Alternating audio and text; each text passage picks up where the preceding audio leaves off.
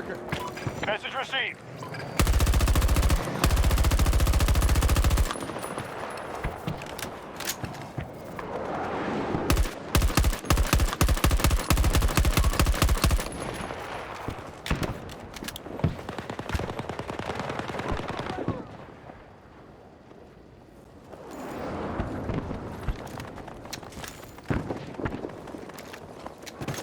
The Russians are at half strength.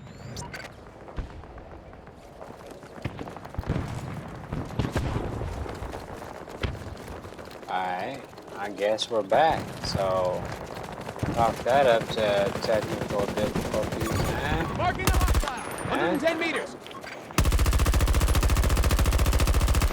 Alright, so...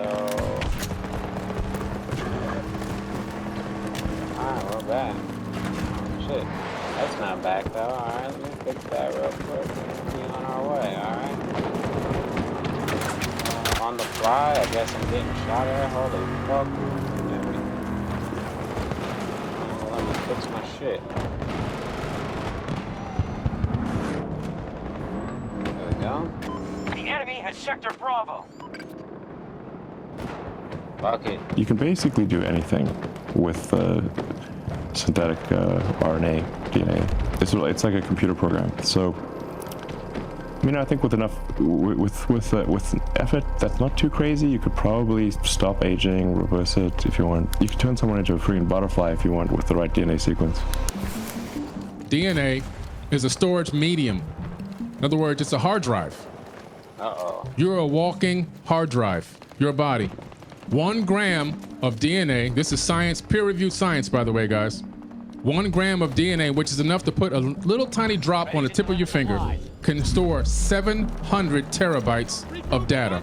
I'm not talking about, etherical data or mystical data. I'm talking about real zeros and ones that make your phone work and make your computer work. Zeros and ones, bits of data, zeros and ones can be stored on DNA. DNA is highly programmable, just like a computer, and we can program a whole range of complex behaviors using DNA molecules. DNA is the hard drive, the memory in every cell of every living organism is a digital storage medium. It's a sequence of a discrete alphabet, 4 letters, and if we could manipulate some DNA, we could put a message in there.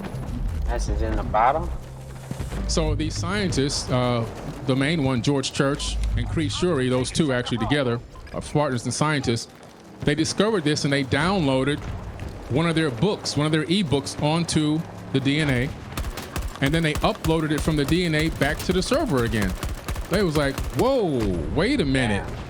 You can encode digital bits of information directly onto DNA and upload it back again. What does that mean? Well, that's crazy. We're walking USB drives, literally. Now here's what's really amazing about that. They then took that same ebook, downloaded it back to the DNA again, and they said, let's see how much we can go. They replicated the book 70 billion times in 1 gram of DNA. 70 billion copies of an ebook in 1 gram with 433 petabytes of data. That would be enough hard drives if we were using conventional hard drives to fill up this whole park. Think about that. In one tiny drop. Inside of your body right now, you can store 13.5 billion years of data. That's crazy. Ironically, that's how old the universe is. So, you are the universe. You literally have all the information stored in your body from the beginning of time until this very moment, inside of you. So when people say the universe is in you, it's not just a figure of speech. Like, the universe is really in you, because all bits of data and particles, all bits of particles are all recycled over and over again. All atoms are recycled. Everything is recycled. Everything that was here from the beginning is here right now. Nothing's been added. Nothing's been removed. Due to the law of thermodynamics, energy cannot be destroyed. It can only be transformed. You're just here right now in this particular form at this particular moment. But all the information in your DNA will go back. If you had the capability of decoding it, will allow you to find this out. So we know that DNA is a storage medium and it can store a massive amount of information. This is very, very important for you to understand. And like I said, on 1 gram of DNA, 433 petabytes of data. I don't know if you know what a petabyte is, but it's a massive amount of information. But let's take it to the next step now. Now they have discovered that epigenetic memories can be passed down 14 generations inside of DNA. Memories. So you're wondering why you feel fear of this and fear of that, or you have a phobia of this or a phobia of that, or you feel strongly about this and not so strongly about that. It's not because it runs in your family. It's because it's in your DNA. Memories are in your DNA. So what does this have to do with us? Well, we're looking at an entire race of people on this planet that have been literally enslaved. Every single race. Every single race on this planet has been enslaved. Now, and in more recent times, we've had one race try to enslave other races more than others. But, however, you have to understand this. We're all still slaves in the Matrix. It's an illusion to the ones who think that they did the enslaving. Yes, they did it, but it's still an illusion. You know why? We've all been enslaved. Every single person on this planet is a slave right now at this moment. But we can break out of it, and that's what we're going to go over today. And one of the most important things, I think, when you have to understand when you're dealing with people that have been oppressed in like even more recent times. So I just said epigenetic memories go 14 generations. Well, think about that for a minute. If you look at, for example, African Americans, we've only gone out of slavery for a generation. So if you see somebody that's stressing, that's under pressure, that's feeling the negative effects of what happened in the past, you can't just wipe it away and say, it's over now, you should forget about it. Because what they're truly doing is they're suffering internally. It's an internal thing, and it's not gonna go away immediately. It's gonna take some time to do what? Reprogram. We have to reprogram the DNA. This goes for a lot of the people that have been enslaved on this planet over many generations. 14 generations is quite a bit of time, but at the same time, it's a short period of time. But we're just now coming out of different types of slavery on this planet, and it's not going to go away in the blink of an eye. So you have to understand that. Now, how does this work with the law of attraction? What does DNA have to do with the law of attraction? It has a lot to do with the law of attraction, actually, because the law of attraction is actually initiated through the DNA. And how many people here have ever heard somebody say, I get a download? People say, I get a download. Don't laugh at those people, because they're really getting a download. And, you know, I've seen people laugh before and chuckle when people walk away. Let me tell you something. You don't understand quantum. If you think it's funny, you don't understand quantum mechanics. But anyway, scientists have also found out now that DNA sends and receives wireless signals, wireless information. We have a built-in Wi-Fi system in our bodies already. So, and it's just broadcasted between 8 to 10 feet away from the human body. So all times of day, 24 hours a day, 7 days a week, we're all downloading information directly from the ether of space-time itself. And what's in the ether of space-time? Remember, a human being can only see in a very small spectrum of light. Right. So what we're seeing right now is literally just part of the hologram. Just part of the hologram. Everything else, there's trillions and trillions of electromagnetic waves passing in you, through you, and out of you at this existing very moment right now as I'm speaking. That's all everything is electromagnetic waves. That's all that really exists. Besides that and consciousness, those two things collapse together and create what we call matter. So right now, we can't see these other waves of light, but they're there. But what's happening is if the DNA in your body is oscillating at a specific frequency that matches a frequency of an electromagnetic wave that's already out there, you can download information from that wave. What do waves carry? They carry information. Electromagnetic waves carry information. What I'm giving you guys is real peer-reviewed science. Write it down and go look it up and research it. All the information contained in the entire universe is passing in us all around us at all times. There is no original idea. If you're just sitting around going, man, I have a great idea, I'm gonna invent so-and-so. Not really. What happened was you got on the right frequency and you downloaded the information directly from the universe. There's a professor called James S. Gates Jr. He's a former professor at the University of Maryland. He's at a much smaller college now. He was also the scientific advisor to President Obama in that era. But he's a specialist in supersymmetry and theoretical physics.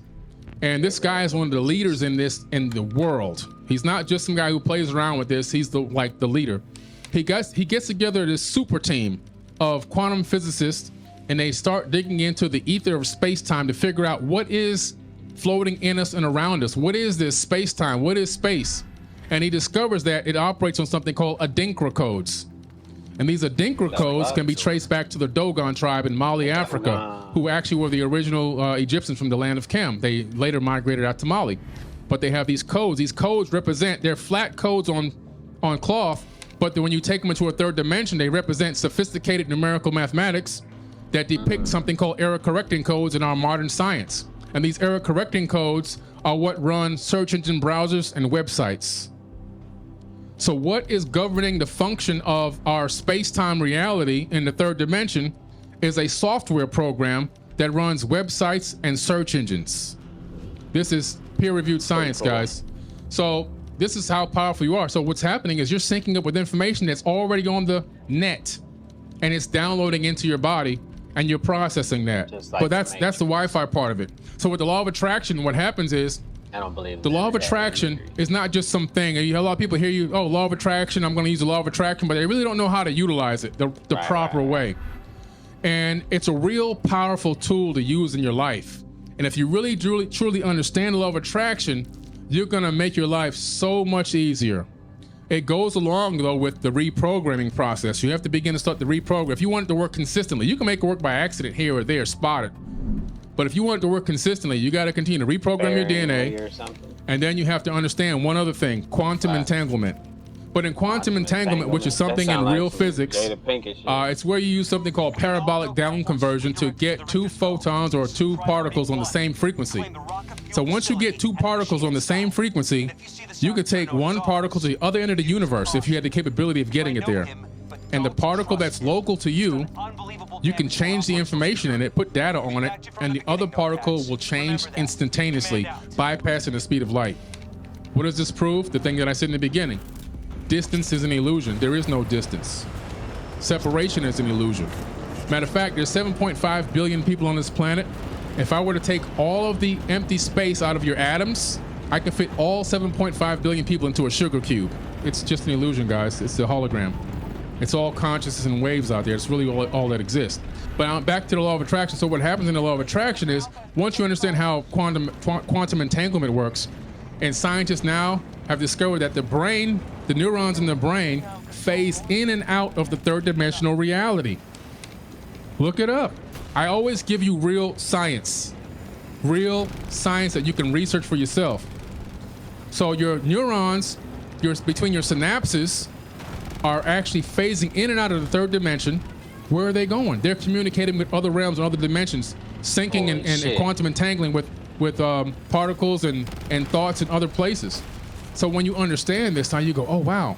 Well, yeah. When you're supposed to, when you look into the ancient tablets, especially in the Emerald Tablets, which is why I wrote my book, Compendium of the Emerald Tablets, the biggest part of my book is where Thoth is talking about the power of manifestation through meditation and thought. And he's literally talking about how to sync with the universal consciousness through something else, which I've labeled the Christ consciousness.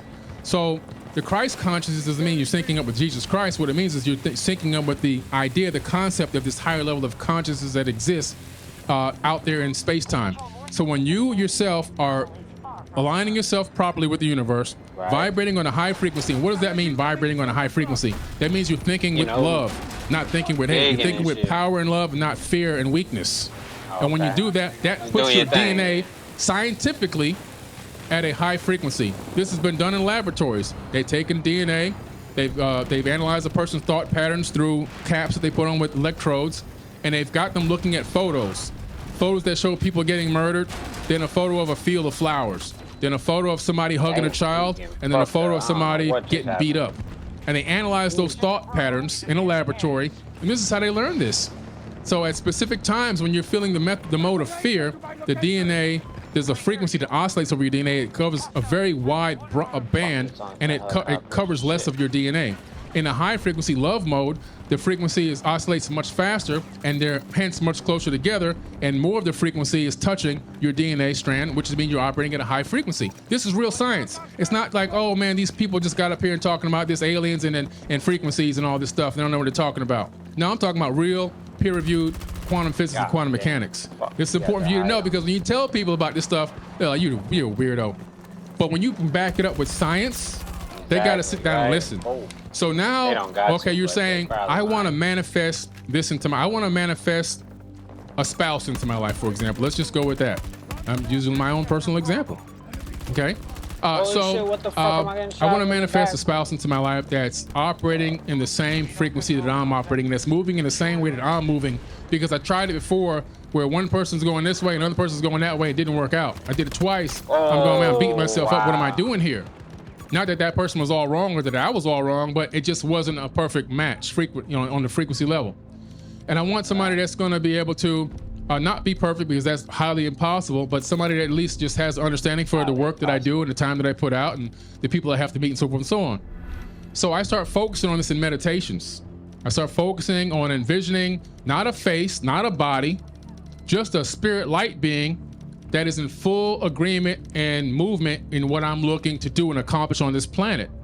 Okay. So now because I'm doing that and I'm feeling this love frequency, this vibration and happiness in the meditation, I'm now operating at a higher level. Now I'm syncing up with the Christ consciousness.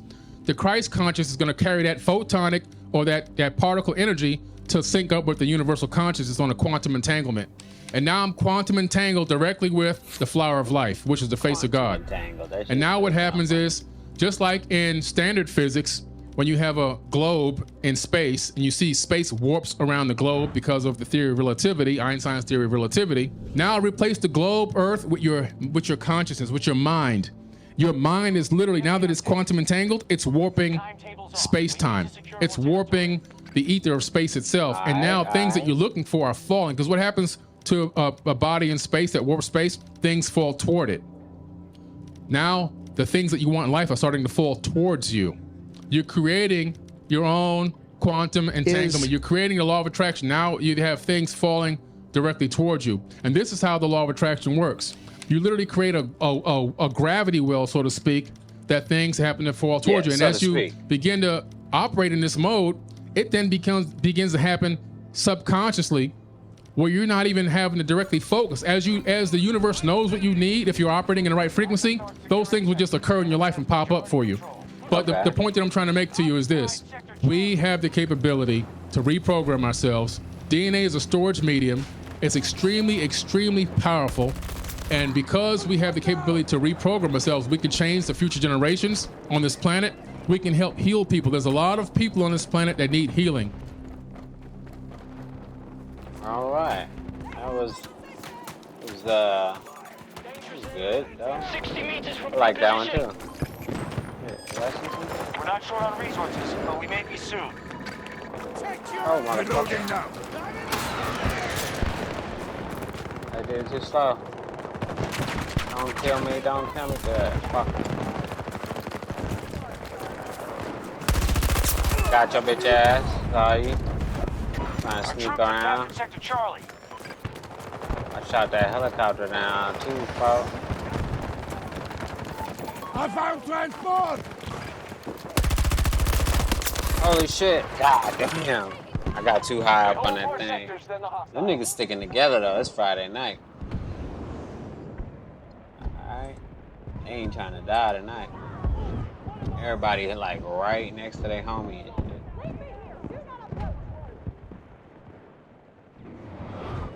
Alright, but yeah. Stay away. Just let me die. Let me die. You wasn't there when I was, you know, shooting in the gym anyway, so fuck it. Just let me die. Hey. Hold on, let's see. That looks bad. Oh. Sector Alpha is now under our control. Sector Alpha. Bro. Should I use... Yeah, it's either one or the other. Yeah, you're right. Damn, what the flare was that? We've secured more sectors than them. Bro. And drop.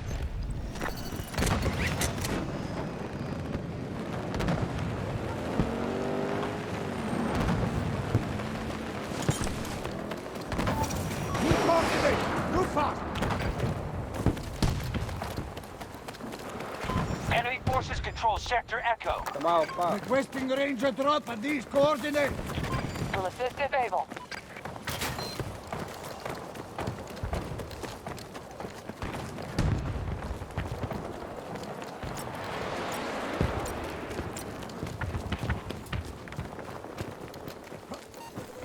can't jump up there. What?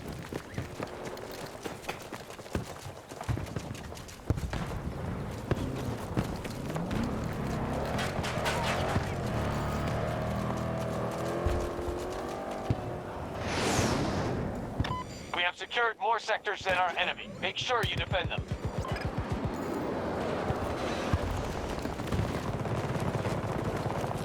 Oh. As soon as I'm...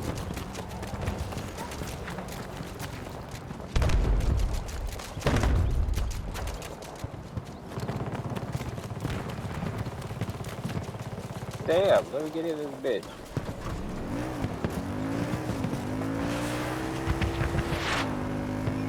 Holy shit, I heard that rocket, I thought it was coming from me. No, I got blown up by a mine. I'm thinking about a rocket get blown up by a mine. That's how Battlefield is. Ah, shit. Alright, hold on. Which one do I want?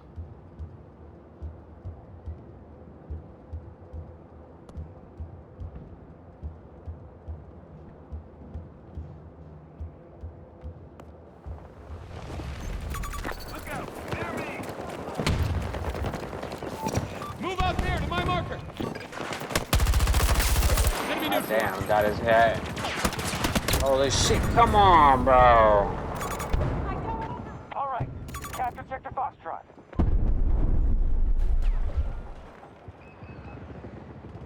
I'm not fun. Raging. Battlefield. I need some help. Please, I'm dying, gang. Somebody come get me. We all dying. This fucking medic is overworked and underpaid.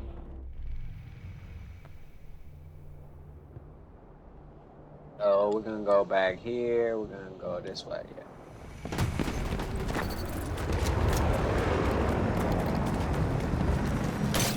New plan.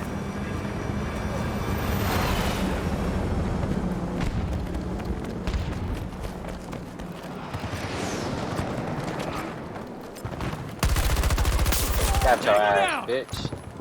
Watch my back. I knew he was in some sneaky ass spot. And I had to like, bitch. Fucking try to lay on the ground. They always on the ground. I don't blame them, but I mean, got a flashlight and a suppressor. I want to see you, and I don't want to make a lot of noise. You know what I'm saying? Ranger requested at the marker. Let's see. We got it.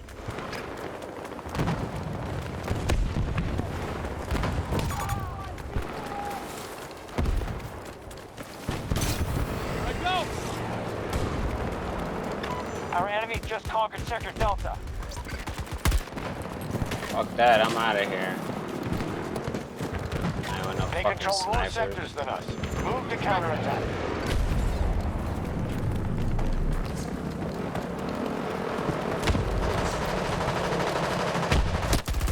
Holy fuck, what the? Oh, I didn't even look to the right. Mother. Oh, I need help here. There ain't no way nobody gonna help that. Please. Don't approach my position. Don't approach my position unless you want to die.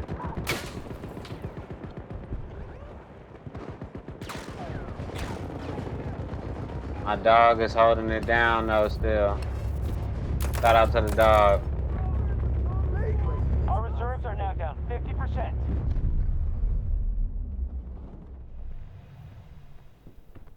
Okay. Alright, here we go. Back to this one. Let's go. Oh shit, there you go. He dropped a nigga. Holy shit. Holy shit, I fell down the stairs.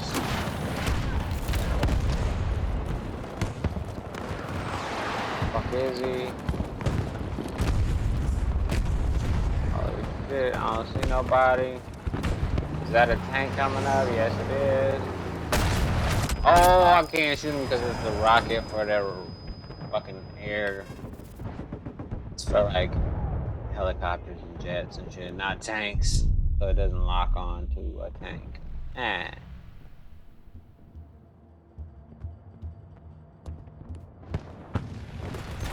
have full control in Sector Delta. Tango down! Tango down! Friendly down! Perfect! We've conquered more sectors than they have. Keep going.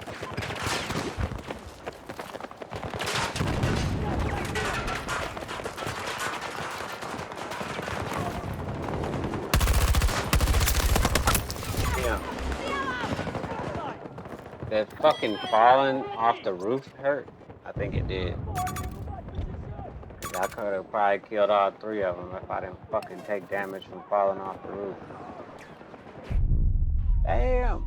Sector Charlie is now held by us.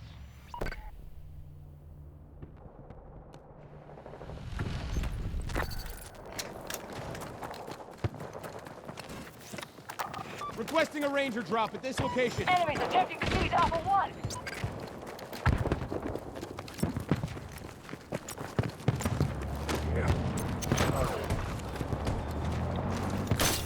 Let's get going.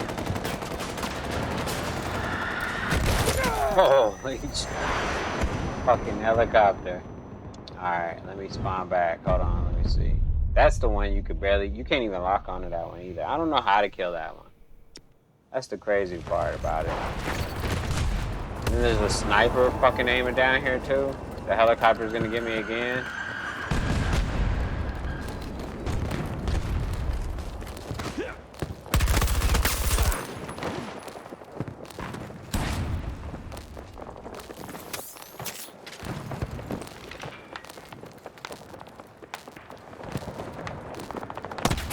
God damn, of course.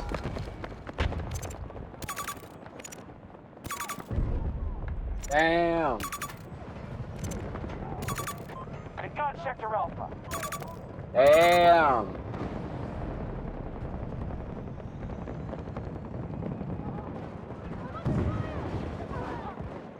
You gotta take this one back. The enemy strategy is working. We must secure more Crazy. sectors.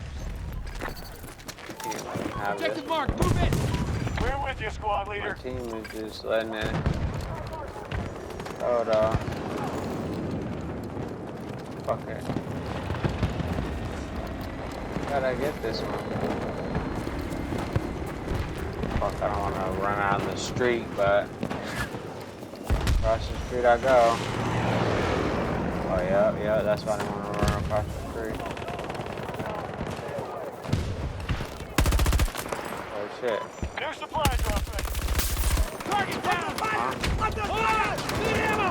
Fight for each other! Marking ammo crate!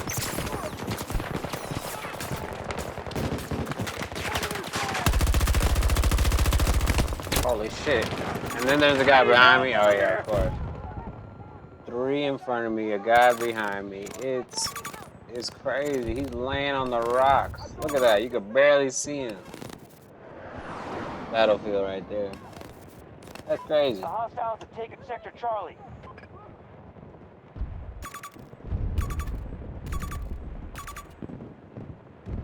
Oh, what is going on? Let's see what this one's talking about. Shit, since I can't stay alive for long. Called the devil's interval in musicology. That when you play 741 with 528, it creates such an annoying and dissonant energy, diseasing, stressful, that if you continue to listen to it, you could die. They have held the secret knowledge by which the pyramids were constructed based on the map. Receiving. All of the universe is constructed according to these 9 tones. They knew about them, and in fact, they instituted. In fact, it was the Rockefeller Foundation in 1939 that instituted the world's standard tuning. The Western world tunes to A440 hertz frequency. That when you tune your instrument to that, the F-sharp note is 741. Precisely. Not 7.41.1 or 0.2, it's 741. God damn, that almost killed me. Oh, boy, put that shit up so fast. I began to investigate 528 by a divine revelation that was given to a Dr. Joseph Paleo back in 1997, along with the original musical scale, the original solfeggio. It was 6 notes by which the hymn to St. John the Baptist was sung. That was known as the most spiritually uplifting hymn of all the ages. And the 3rd note of that scale was miracle note, 528. So it was ut, re, mi, fa, sol, la, and the 3rd note, mi, miragistorum in Latin, means miracles in English. So from that moment on, I began to think of 528 as something very special, but I had no clue whatsoever what it really was. I had no knowledge whatsoever about it being a love frequency, nor did I have any concept that it was the prophesied key to the house of David. I need a In pickup over here. the book of Isaiah in the Old Testament, 22:22, and in book of Revelation 3:6-8. It talks in the end times about an angel from Philadelphia, the city of brotherly love, coming and heralding a miraculous key that opened doors that no man can close and closed doors that no man can open. I had no knowledge whatsoever that that was 528. And now we have substantive evidence, massive amounts of evidence. It turned out that when we discovered the original musical scale, there was not just 6, but a total of 9 core creative frequencies to the universe. That is, everything in the universe is made from 9 notes, only 9. And that the first 6 are the solfeggio, and then there's 3 additional ones that form a perfect circle of sound. And that perfect circle of sound looks something like this. If you graph it. Shit. That looks familiar So too. the first 6 notes, 396, 417, 528, 639, 741, 852, was the original solfeggio scale. The 528 that you can see on my left in green is the color green. It's the heart of the rainbow. That's the miracle note from the original solfeggio note, from the original solfeggio scale. And the other note that you see, 741, which is part of nature, is called the devil's interval in musicology. That when you play 741 with 528, it creates such an annoying and dissonant energy, diseasing, stressful, that if you continue to listen to it, you could die. Damn. And so that the concept here is interesting. In the world today, we have people who are controlling virtually everything economically, geopolitically. Their agenda has been population manipulation, population control for millennia. They have held the secret knowledge, the ancient music, by which the pyramids were constructed based on the map. All of the universe is constructed according to these 9 tones. They knew about them. In fact, they instituted. In fact, it was the Rockefeller Foundation in 1939 that instituted the world's standard tuning. The Western world tunes to A440 hertz frequency. That when you tune your instrument to that, the F sharp note is 741. Precisely. Not 7.41.1 or 0.2, it's 741, which meant that there was a clear, scientifically researched intent, and indeed that's exactly what happened. The 741 A440 link came out of military research in the 1930s to induce psychosocial stress and dis-ease to the max. It was selected that A440 would be the standard tuning for the Western world. In fact, quote, mass hysteria, end quote, could be induced by instituting that frequency. And now you begin to explain why you went from the era of Frank Sinatra, where women would mostly swoon over Frank. Suddenly, Elvis Presley, rioting began. It was scientifically determined for military acoustic warfare research that if you simply used A440 standard tuning, that you could engage about 6% of the population, perhaps, to actually go into this kind of crisis, into this hysteria. And that those people then, especially if they were televised and they were promoted and broadcast, could potentially affect a social, virtually British invasion. Now you begin to reconcile what happened. This information is all in the book of 528. Your heart center, your heart chakra, if you will, which spins in greenish yellow. That's the color of grass in the botanical world. That color of grass is that color because of 528. In fact, you would not have 5,280 feet in a measured mile if it wasn't for 528. You wouldn't have circles. You wouldn't have squares. You wouldn't have any sacred geometry. You wouldn't have pyramids. The pyramids are intimately constructed based on the mathematics of pi, phi. You wouldn't have pi or phi without 528. In other words, you wouldn't have anything without love. You would have nothing. The universe would not exist. 528, in essence, takes you from the heart of your heart, through the heart of the rainbow, which is greenish yellow, to as above, so below, as it is in your own DNA, in chlorophyll, expressing the bounty and the glory of love throughout the botanical world, so it is in the Creator's heart.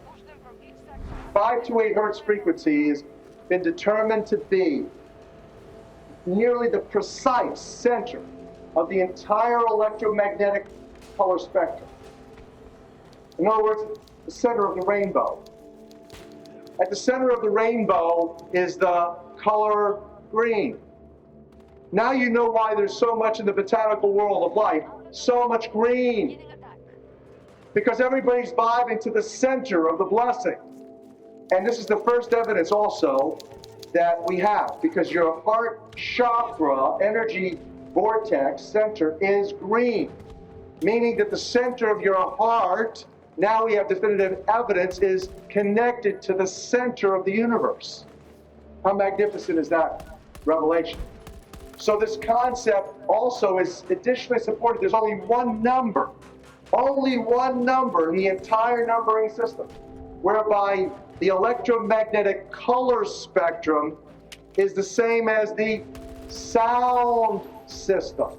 That one number is 528. Both the same in color and That's sound. crazy. 528 hertz frequency. The sad reality is that where we now play Got your ass, bitch. our music is in Got your ass, A440. bitch. Where did that come from? It used to be 417. Damn, I couldn't A440 remember. came in with the Roman Catholic Church. They suppressed the frequencies. They lost somehow Catholic Church. the 152 of the best Gregorian chants, including the hymn to St. John the Baptist, which we've now recovered. That particular hymn was what triggered Dr. Palaio's investigation, looking for those frequencies of vibration by which the music was played. It was known as the most uplifting hymn of all the ages, the most spiritually uplifting hymn. Hymn to St. John the Baptist. It was played to 6 tones. These are those 6 tones. These are those 6 frequencies.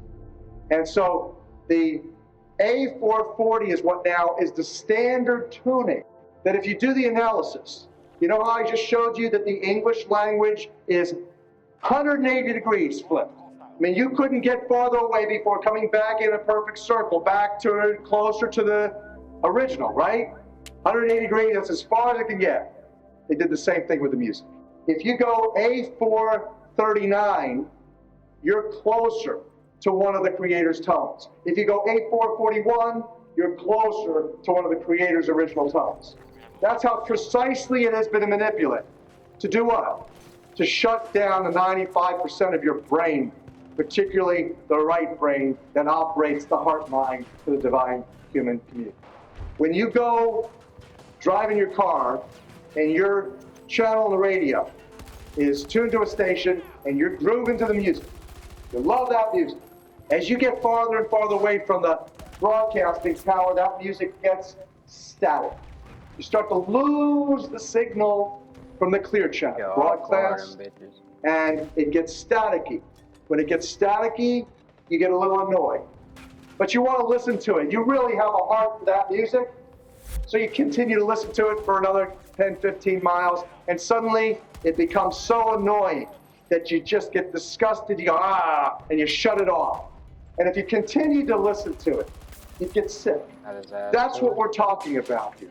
Except you don't even know that you've been listening to the static Damn, almost had your it. whole life. Oh, he fucked his own self. You don't even know what the true resonant frequency is because it has been kept. So in other words, the master composer, master conductor of the Universal Orchestra is singing love songs in 5/8, uplifting everything simultaneously. Holy shit. And we're the only species out of tune and accepting static for the clear channel. And let's look at the work of another genius in physics named Hartmut Müller. Müller is Russia's top space-time physicist. He, after years of study, created this, what he calls the standing gravitational wave of the universe. God damn. That there's one master gravitational wave out of which this entire double toroidal matrix, harmonics, and mathematics of physical, sacred, geometrical manifestation in the physical reality occurs. That single wave he calls the standing gravitational wave of the universe. Back here, and he further digests it as having subwave patterns, what he calls the N6. He says that N6 represents 6 nodes in which all of physical reality are precipitating, crystallizing, manifesting. N6.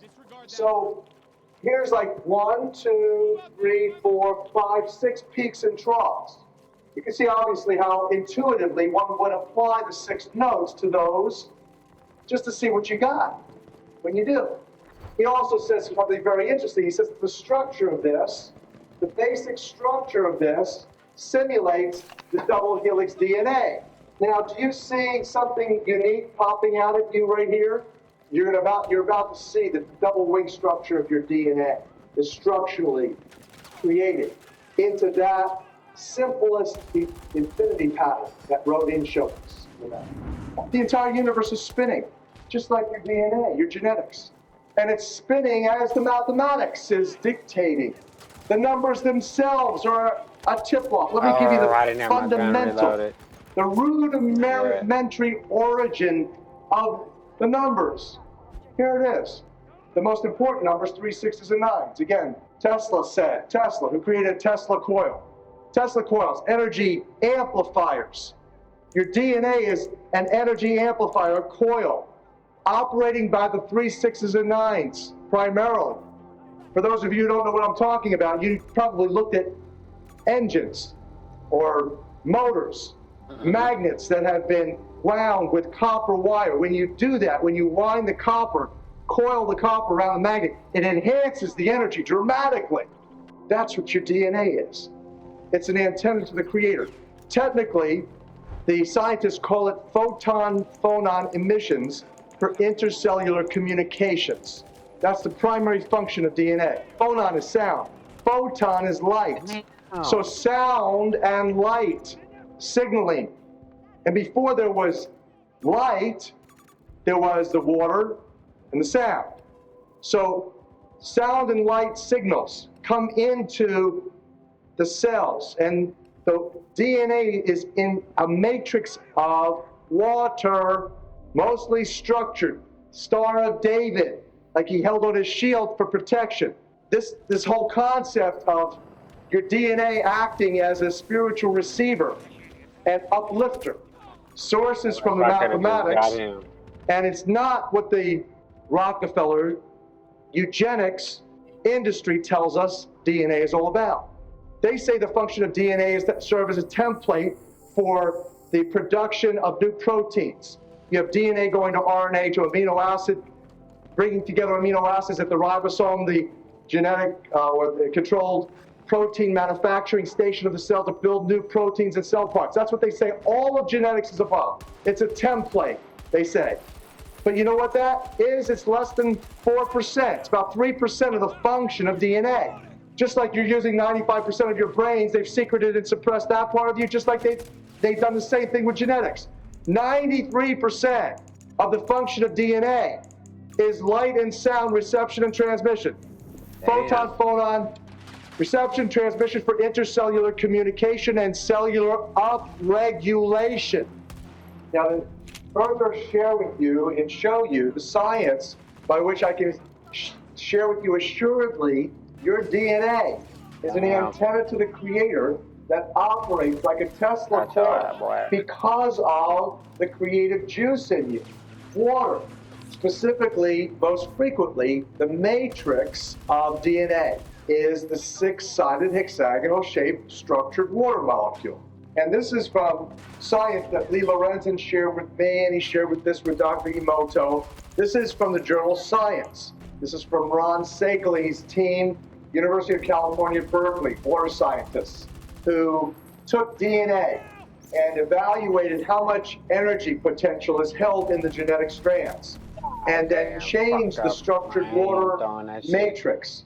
They pulled the water out of the matrix and then rechecked to see if the strands were still spiritually or energetically active. And so here you can see 4 strands of DNA in that beautiful Tesla coil structure. Here particularly you can see, if you lay this on its side, you see the structure of the double wing, the Rodin's infinity pattern. And here you see negative 212. Here is negative 217 as an energy measure. And if they eliminated as little as 8% of the structured water out of the matrix, you lose the structure. Crazy. It unfolds, and look at what happens to the energy signal. Negative 12.3. Goes down dramatically. So this is what I'm saying to you. Now, in the last segment, you learned about how the heart, we talked about how the heart is resonating at 528 log hertz frequency to the center of the universe, resonating in sync. Your heartbeat is timed, ideally by nature, exactly like that. You're in communion with nature. It has the heart-mind intelligence. It provides that intuitive or right brain function, and that the connection to the sacred spiraling of all the DNA is operating through this water-filled structure. That's what's really uplifting, and that the energy that's being, again, pumped out of you in tune with the Creator is all working in sync. It's like a divine harmony. Again, that's why I say it's the universal orchestra. The master conductor, master composer of the universal orchestra is singing love songs to everything, uplifting everything simultaneously, particularly you, through this antenna, which is in every single cell. That means that every single cell of your body has this energy capability. It has this divine intelligence. So the concept that your being, your whole being is this, as I said, bioholographic precipitation, crystallization, miraculous manifestation of divine frequency vibration coming to you in living color. And you think about this for a second. Again, going back to how it's right in front of your face, this concept of how we're going to get out of this mess, this concept of the music that shall set us free. Think about the most famous band, rock band in history, the Beatles. But what did the Beatles give us? That is exactly what I'm telling you. They gave you a feature-length movie, an animation called Yellow Submarine. What was the whole storyline? It was where you had this magnificent people full of living color. All they were doing is vibing and being creative and love and harmony, and they were playing divine music and symphonies from Sgt. Pepper playing for the community to the quartets, and all of a sudden, who comes along but the Blue Meanies? You know, this concept of beware of those who call themselves Jews who are not, said the Messiah. Today it's beware of those who call themselves Christians who are not, or beware of those who call themselves Muslims who are not. Anyway, the concept of this being a Jewish conspiracy, this globalist manipulation, a Jewish conspiracy is in the film. You have the professor, the wise old professor, the nowhere man, this blue meanies come and attack. Fuck. I didn't know if he was still there. Big boss, the crime boss, is approached by the professor. He says, "You don't look bluish. Beware of those who call themselves Jews who are not." And then what happens is that the military of the blue meanies come and they take away all the music. They take the instruments. They incarcerate the instruments. And the living color, divinely created people turn into fragile black and white. That little bombs go off, mostly sound vibration bombs that shake them and they fall into pieces. And it was the mission of Sgt. Pepper's Lonely Hearts Club Band to rally the troops, to infiltrate, to release the instruments that are being captive. So we have a choice that we can remain in dissonance, or we could literally vibe to a new song. That's the fulfillment of the book of Revelation 14:1, where 144,000 people who hear this message, that they feel it in their hearts, and they make a choice to sing in a new key, the key of love. You reconcile from that Jesus' entire ministry. Jesus, a devout Jew, Mosaic scholar, a rabbi, absolutely said that you can distill everything to two things: love of the Creator and love for each other as brothers and sisters. And that requires us to get a new look at ourselves, to get over the traumas and the abuses and all of the issues of self-hate, all the little images that we've taken on from the mass mind-controlling media, that we compare ourselves with models 10s when we perceive ourselves to be 2s and 3s. And from that, we have a distorted image of ourselves, and from that, a block happens.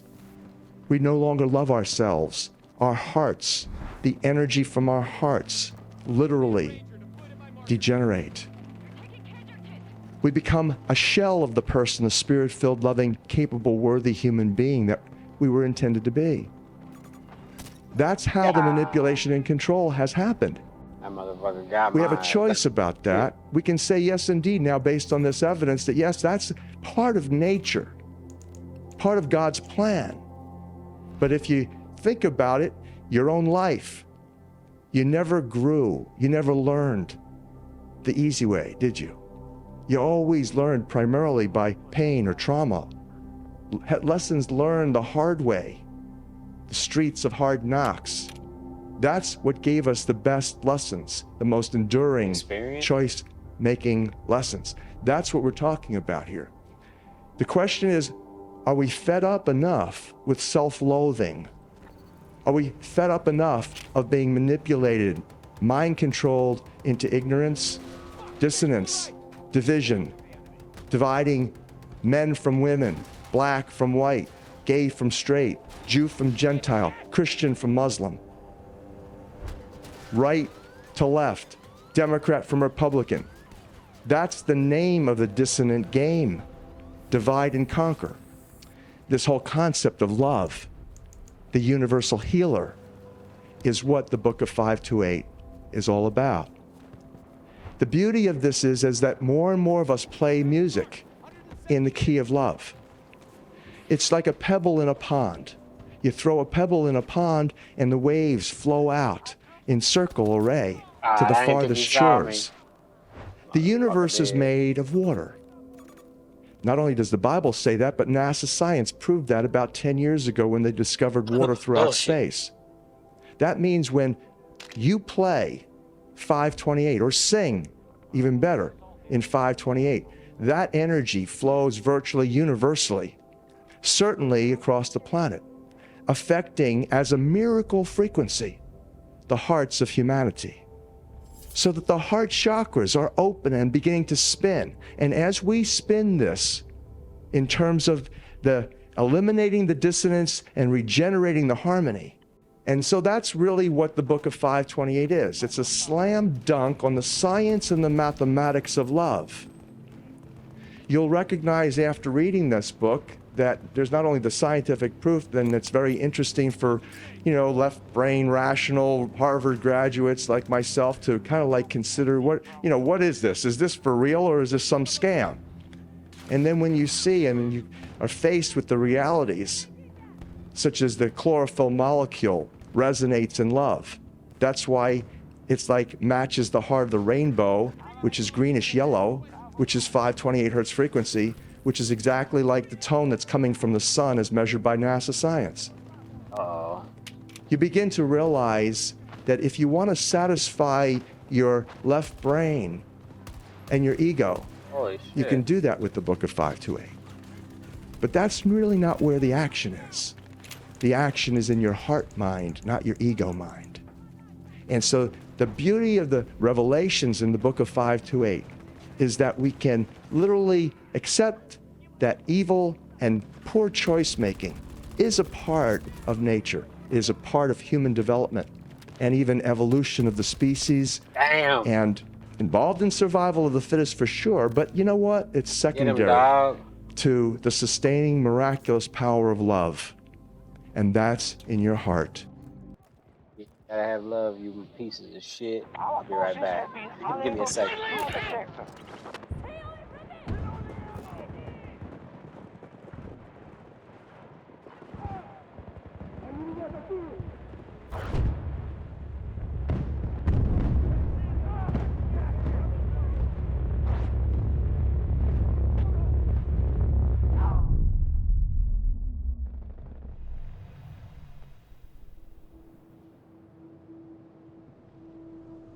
We're moving to assault Bravo 2.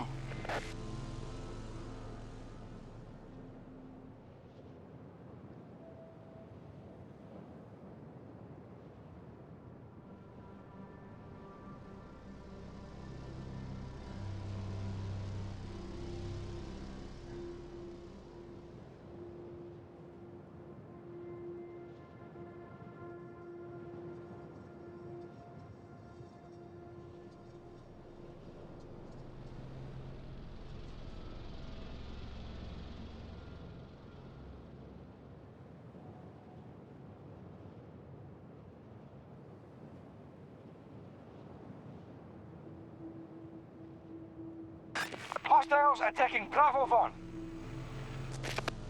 We have secured an objective.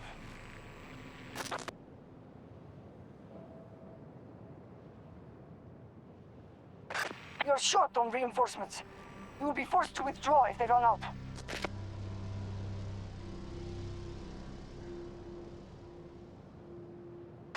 We've lost control of one of our objectives.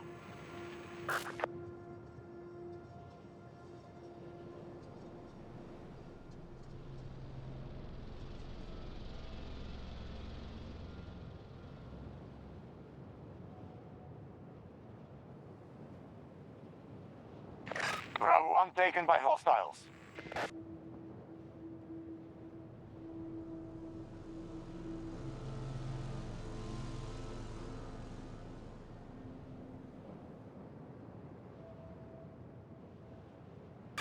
U.S. troops assaulting one of our objectives.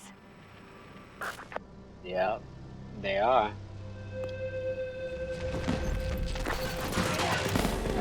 They taking this shit back, boy.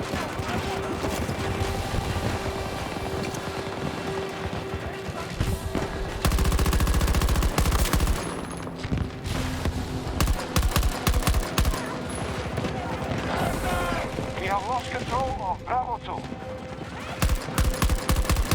Nothing.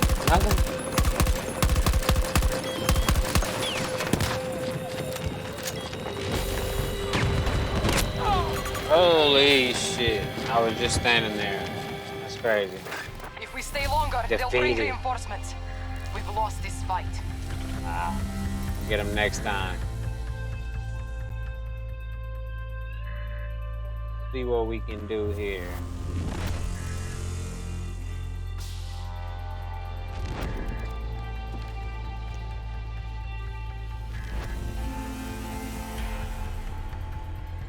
Commandments and a number of other rules, and among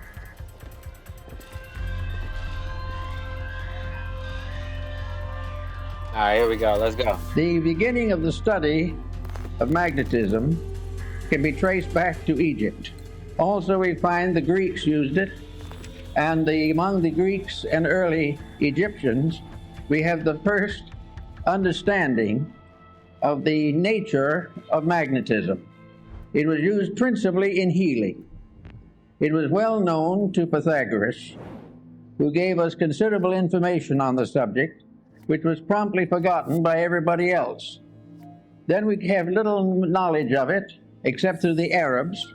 The Chinese were aware of it because of the discovery of the mariner's compass. But for the most part, it was neglected until the 17th century, when it became involved in the story of Rosicrucianism. The alchemists, the Rosicrucians, and the Hermetists all were unfolding phases of magnetic theory. Then we come down a little later and we come upon a curious instrument, Mesmer's magnetic tub. This was a kind of tank in which many people put their feet at the same time and held hands and created a battery out of the water in the tank. Incidentally, the magnetic theory is based upon a very simple fact, namely that what we call empty air is not empty at all. It is the most profoundly used all the elements that we know anything about.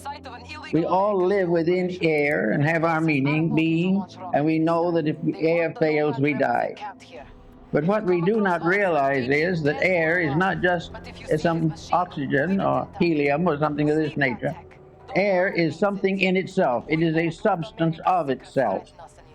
It is a substance so real and so important that it's almost impossible to estimate it.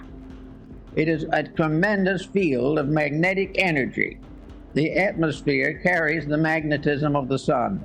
The study of the magnetic powers of the sun will be more or less clearly understood by the study of the seasons. Winter, summer, spring, and these things have all to do with a magnetic factor in the air.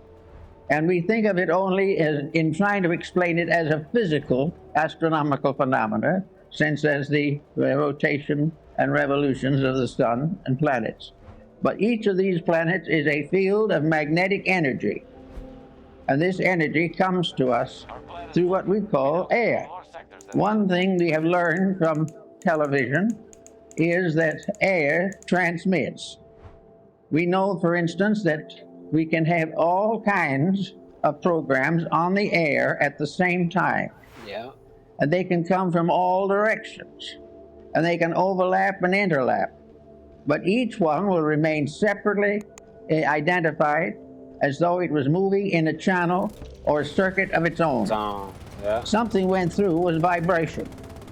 And this vibration in the magnetic field can be divided into an infinite complexity of separate emanations. In other words, if we had 1,000 different channels, they could be differentiated in the magnetic field so that each one would be broadcast correctly and properly for whatever it is. Thus, we realize there's something out there besides air, something besides helium and oxygen, something besides the ordinary factors we take into consideration scientifically. We are in the presence of a mysterious agent, an agent that is part of everything that we are. Now, studying magnetism as it comes into the human body, we discover along with Kilda that each human body is surrounded by an etheric or energy field. This energy field is sometimes referred to as an aura, but it is not the true aura that we think of in metaphysics. This magnetic field is an area of energy. This area of energy forms an egg-like atmospheric sheath around the physical body, usually extending 3 to 5 feet from it in each direction. This energy field is the basis of virtue. because this energy field depends for its reality, its serviceability, and its protecting power to move emotion, thought, and the attitudes of the person around which this magnetic field is gathered. In other words, the individual, if they are normal, if mentally, emotionally, and physically, they are keeping the rules, this magnetic field forms a tremendous protection. It is normal, it is healthy, it is constantly able to handle infections and all kinds of difficulties. It will help to heal wounds. It will help to recover the use of functions and organs. And if we are deprived of some part of the body, it will try to compensate for us. As long as the individual takes proper care of his magnetic field, it will serve him. Now, this is a phase of morality that is generally overlooked. It is assumed that these magnetic fields are something you don't pay much attention to. They're there, maybe they'll help a little. But the truth of the matter is that practically the whole survival of the individual depends upon maintaining the integrity of this flow of energy into the magnetic field. This energy comes from the sun. It comes through a mysterious energy tube in the magnetic field. It enters the individual through the crown of the head. It disseminates through the entire body, and it's excreted back again through the lower centers of the body and is recleansed by the solar energy. This is a kind of a little private tank or capsule of life that we are all carrying about with us all the time. Damn! Now, the problem of morality in this is very definite. The moment we break rules, we damage that magnetic flow. We have got to keep the laws of nature, and these in turn are the laws of God, or the magnetic field fails. It can fail because of physical intemperances, which reduce its integrity and reduce its power. It can be wasted in riotous living, which is a common cause these days. It can be variously destroyed by moods, by attitudes, by fears, by complexes. It can be destroyed or damaged by alcohol, drugs, narcotics, all kinds of things. But if this field is damaged, it immediately reacts into health. It damages the individual's vitality. It makes him more easily subject to contagions and infections, and it definitely shortens the life expectancy. Now, we think of the magnetic field as surrounding the entire structure of the body, as Kilner shows in his work on the human atmosphere, and Babbitt also in his study of the atom. This, however, is only a phase of it. Each part of the body has a magnetic field. Each unit within the individual has its survival in a unit of energy. And this unit of energy is present in the smallest subdivision of imaginable space. It is in the tiniest atom. There is no such a thing as a dead particle in the universe. Even if it is killed by something, the very disintegrating process is a symbol of life energy. Therefore, we are confronted with the natural problem of realizing that virtue is to keep the law of the energy field. Now, the law of the energy field, just by coincidence, is also the law of integrity. The energy field is what establishes right and wrong. The energy field tells us that to lose our disposition and temper fit is wrong. To use various negative, destructive attitudes is wrong. To compromise the principles of right living is wrong. To think badly, to feel unpleasantly, to be engaged in any action or concept which is contrary to the common good damages the magnetic field and therefore is wrong. Selfishness injures that field. Every vice we know, the breaking of any of the 10 Commandments and a number of other rules results in damage to that field. It has nothing to do with nation. It has nothing to do with the ordinary concepts of codes, because the final code itself is based upon the life principle in each part of the human constitution.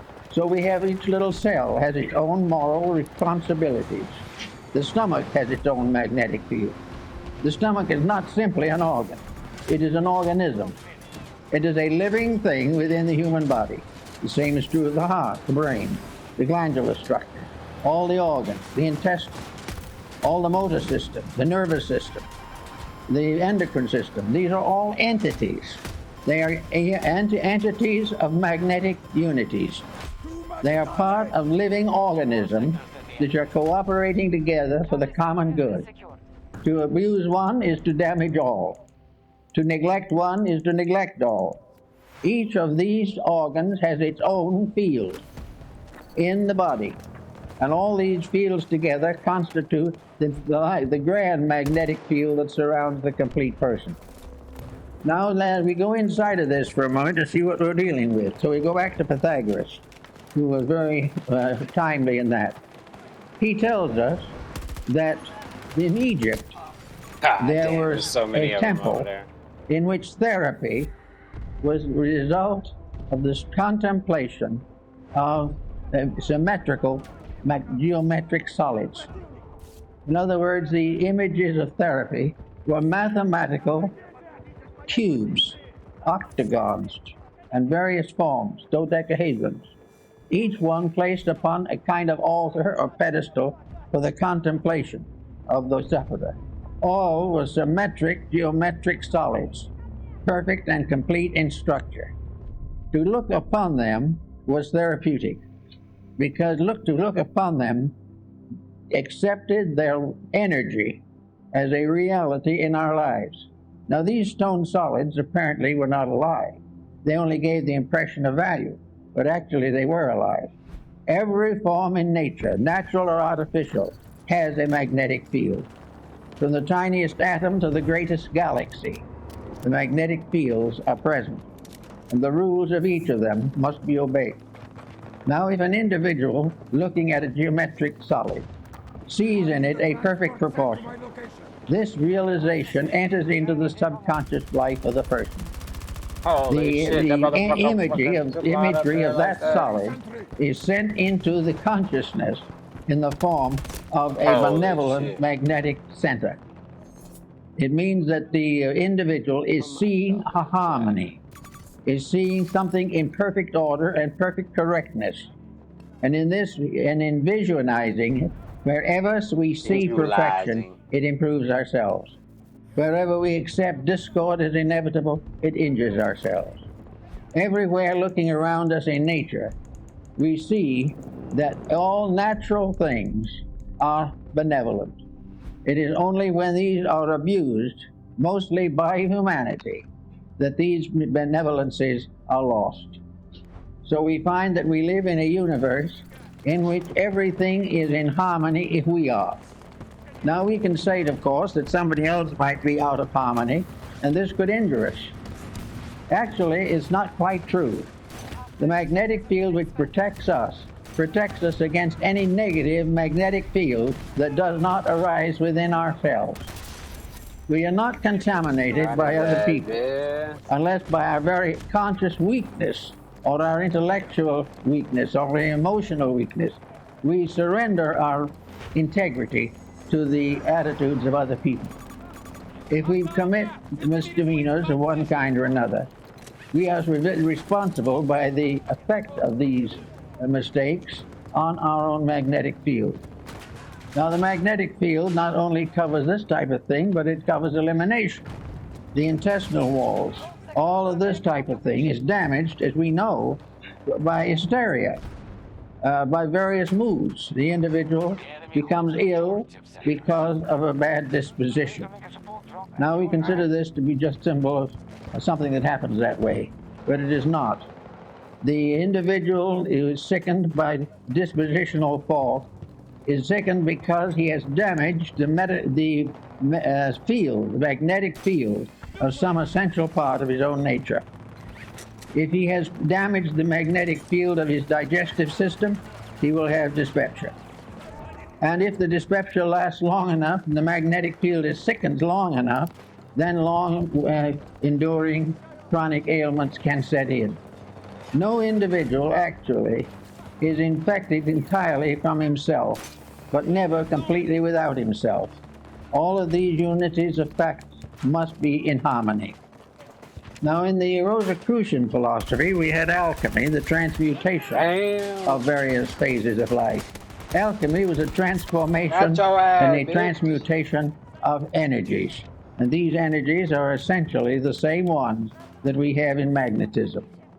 We therefore have a constant realization that everything we do and everything that we see and have has values of its own.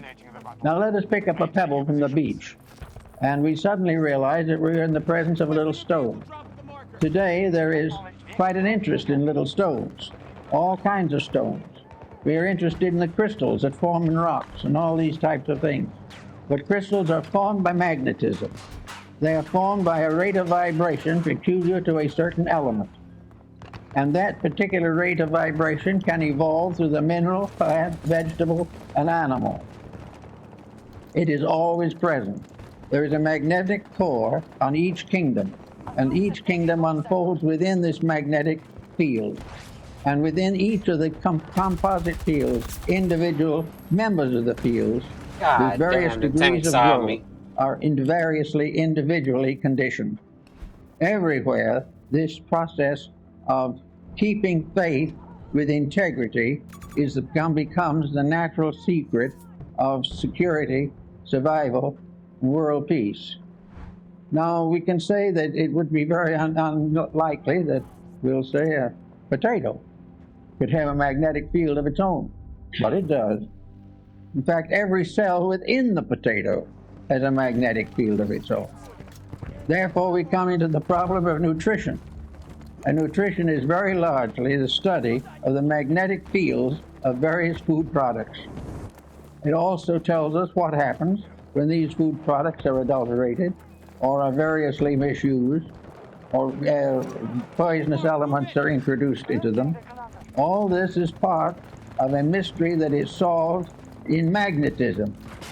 We pass laws against these misuses, but we fail to realize that it is not just the physical factor that we have to work with. The physical factor is only a fragment of it. The main problem is to realize that behind all of these problems, whether of government or of religion or of philosophy, all these things are in trouble because of lack of integrity. And integrity is simply keeping the laws and rules of energy fields. Each field has its own integrities. All integrities in all fields are compatible. All lack of integrities, all departures from integrity in any or all fields are in conflict constantly. The only way the individual can escape conflict is by never abusing the energy factors of his own life.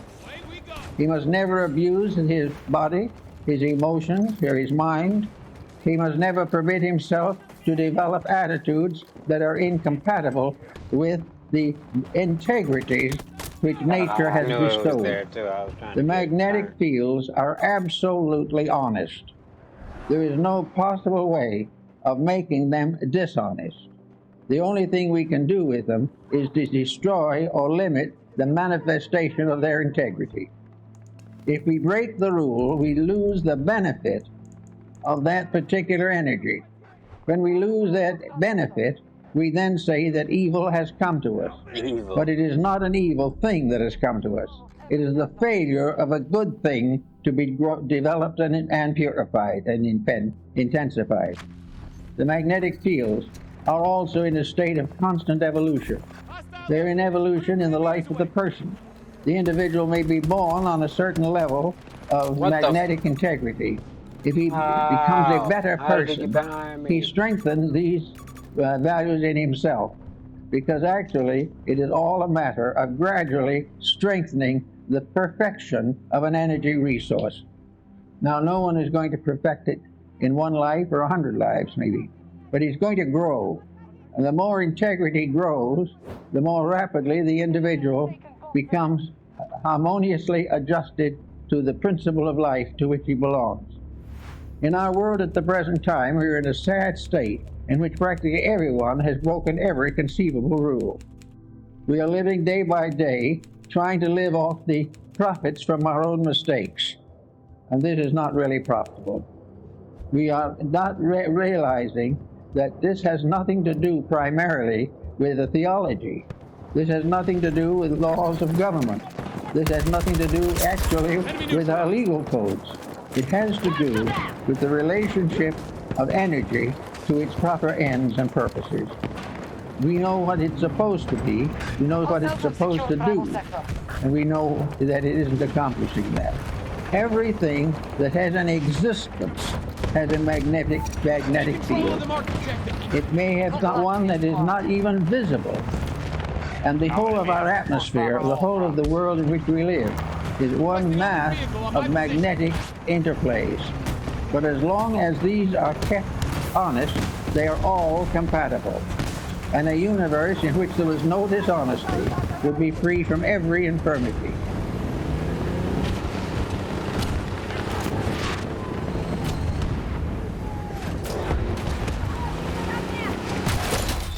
Holy shit.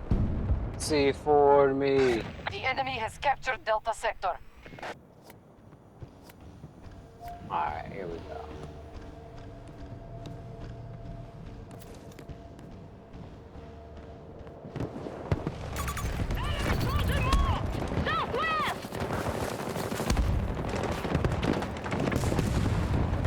The U.S. forces are weakened.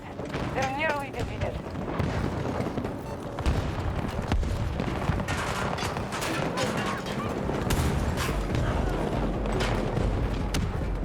Holy shit, I fell off.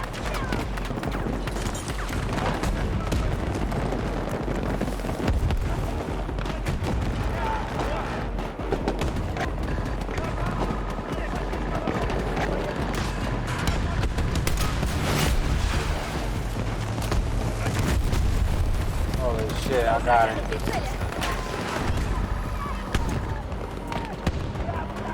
What? I didn't reload? What the fuck is the problem? Oh, come on. Got a sniper yesterday. Holy shit. Foxtrot sector is now secure. Assembling sentry. Оставьте меня здесь! Мне не нужна помощь! We have superiority. Make sure we Course. maintain that. Sniper comes out of nowhere.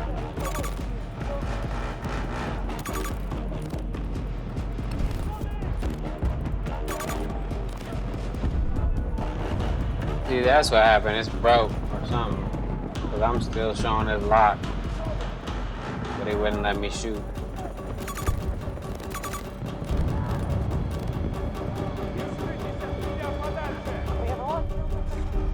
Damn, it's going down.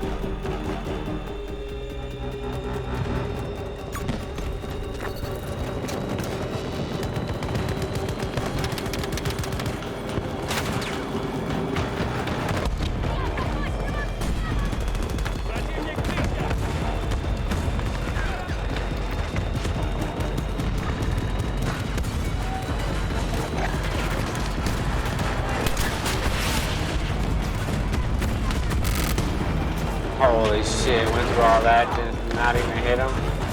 Fucking bullshit. Wasn't a tank, just for fun. Holy shit. He almost got me. Oh, I was about to. Victory is ours, no pats. On that note, y'all, I'll holler at y'all another time. Peace.